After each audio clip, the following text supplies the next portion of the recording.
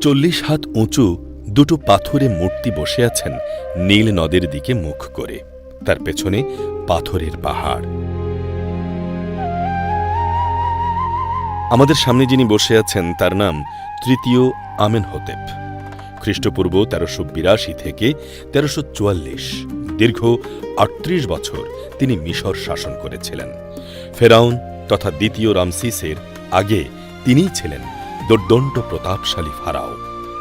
লুক্সোরে নীল নদীর পশ্চিম পাড়ে যেখানে এই দেইর আল মদিনা গ্রাম, এখানেই তিনি 67 একর জায়গা নিয়ে বানিয়েছিলেন মন্দির। সেই মন্দিরকে পাহারা দিয়ে রাখার জন্য স্বঘোষিত ঈশ্বরসম রাজা তৃতীয় আমেনহোতেপ বানিয়েছিলেন তার দুটো দানবিক আকারের মূর্তি। আজও আমাদের সামনে দাঁড়িয়ে আছে 3400 বছর আগের পৃথিবীর বৃহত্তম প্রস্তর মূর্তি। বর্তমান কায়রোর আল আমহার অঞ্চল থেকে সড়কপথে 420 মাইল পরিবহন করে 720 টন ওজনের দুটো আস্ত পাথরখণ্ড এনে তাকে কেটে কেটে এই মূর্তিযুগল বানানো হয়। তার পায়ের কাছে দুটো মূর্তি। এদের একজন তার স্ত্রী তিয়ে, আরেকজন তার মা মোতেমিয়া।